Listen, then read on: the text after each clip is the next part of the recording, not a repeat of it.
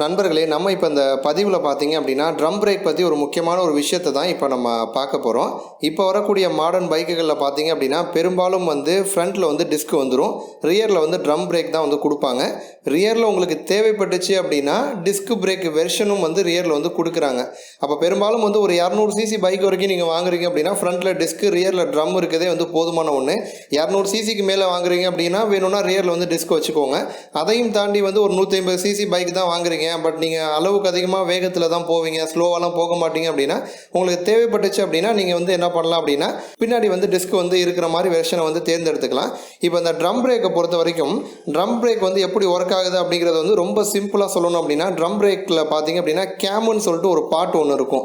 நீங்கள் ரியர் பிரேக்கை உங்கள் காலால் நீங்கள் அழுத்தும் போது அந்த கேம் என்ன பண்ணும் அப்படின்னா அந்த கேம் நார்மலாக இருக்கிற பொசிஷன் வெர்டிக்கலாக இருக்கும், அந்த கேம் ஹரிசாண்டலாக திரும்பும். அப்படி அந்த கேம் ஹரிசாண்டலாக எக்ஸ்பேண்ட் ஆகும்போது என்ன ஆகும்னா ரெண்டு புறத்தில் இருக்கக்கூடிய பிரேக் ஷூ பார்த்தீங்க அப்படின்னா அது எக்ஸ்பேண்ட் ஆகும். அப்போ அந்த பிரேக் ஷூ என்ன பண்ணும் அப்படின்னா ட்ரம்மை போயிட்டு அழுத்தும். அப்போ ட்ரம் என்ன ஆகும், ட்ரம் ஆட்டோமேட்டிக்காக ஸ்டாப் ஆகும், அப்போ வீலும் ஸ்டாப் ஆயிரும். ஸோ இந்த பேசிஸில் தான் பார்த்தீங்கன்னா ட்ரம் பிரேக் ஒர்க் ஆகுது.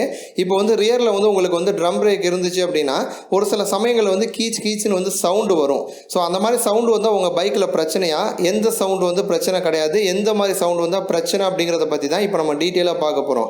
முதல் விஷயம் பார்த்தீங்க அப்படின்னா மழையில் நீங்கள் நனைஞ்சிட்டு வரீங்க, உங்கள் பைக் மழையில் நனைஞ்சிருச்சு, இல்லை அதிகமாக பனி பெய்யுது. அந்த மாதிரி சூழலில் காலையில் நீங்கள் முத பைக்கை ஸ்டார்ட் பண்ணி ரன் ஆகும் பொழுது கீச் கீச்சுன்னு சவுண்டு வருது அப்படின்னா உங்கள் பைக்கில் எந்த விதமான பிரச்சனையும் கிடையாது. ஏன் அப்படின்னா ட்ரம்முக்குள்ளே பனியோ தண்ணியோ இருந்துச்சு அப்படிங்கிற பட்சத்தில் நிச்சயமாக அந்த சவுண்டு வரும். அப்போ நீங்கள் ஒரு 1 கிலோமீட்டரோ 2 கிலோமீட்டரோ ஓட்டும் பொழுது ஒரு 4-5 வாட்டி பிரேக் அப்ளை பண்ணுறீங்க அப்படின்னா அப்போ அந்த ட்ரம் பிரேக்கில் ஹீட் ஆகும். பிரேக் அப்ளை பண்ணும்போது ஹீட் ஆகும். அந்த ஹீட்டில் தண்ணி இருந்தாலும் சரி பனி எது இருந்தாலும் ஆவியாக போயிடும். ஒரு 1 கிலோமீட்டர் 2 கிலோமீட்டருக்கு அப்புறம் அந்த கீச்சுங்கிற சவுண்டு பார்த்தீங்க அப்படின்னா ஆட்டோமேட்டிக்காக போயிடும். ஸோ அதனால் காலையில் உங்கள் பைக்கை ஸ்டார்ட் பண்ணி நீங்கள் கொண்டு போகும்போது இந்த சவுண்டு வந்துச்சு அப்படின்னா உங்களுக்கு பிரச்சனை கிடையாது. அது நார்மலாக எல்லா பைக்லேயும் வரக்கூடிய ஒன்று தான் ட்ரம் பிரேக் இருக்க பைக்குகளில். இப்போ அந்த சவுண்டு எப்போதுமே வருது.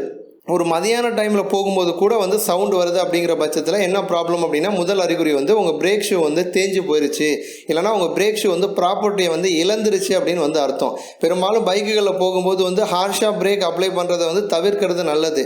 ஏன் அப்படின்னா ஒரு சில பசங்கள்லாம் பார்த்தீங்க அப்படின்னா எப்போதுமே ஓவர் ஸ்பீடாக போய் சடன் பிரேக் அடிக்கடி அடிச்சுக்கிட்டே இருப்பாங்க. அந்த மாதிரி நீங்கள் ரியர் பிரேக்கை சடன் பிரேக்காக அடிக்கடி அடிக்கும் பொழுது என்ன ஆகுனா பிரேக் ஷூவோட அந்த மெட்டீரியலோட ப்ராப்பர்ட்டி போயிடும். அந்த ப்ராப்பர்ட்டி போயிடுச்சு அப்படின்னா அது கல்லும் மாதிரி ஆயிரும்.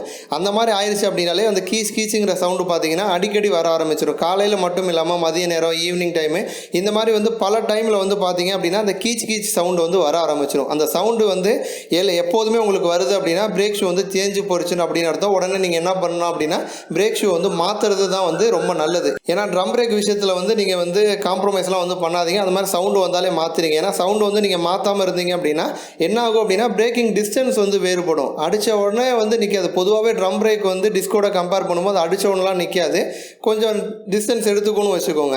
நீங்கள் பிரேக் ஷூவும் தேஞ்சு போச்சு அப்படின்னா நீங்கள் இங்கே அடிச்சிங்க அப்படின்னா கொஞ்சம் தூரம் தள்ளி போய் தான் நிற்கும், அது விபத்தில் போய் முடிஞ்சிடும். அதனால் பைக்கில் போகும் பொழுது இந்த ஹாஷாக பிரேக் அப்ளை பண்ணுறது பெரும்பாலும் தவிர்த்துருங்க.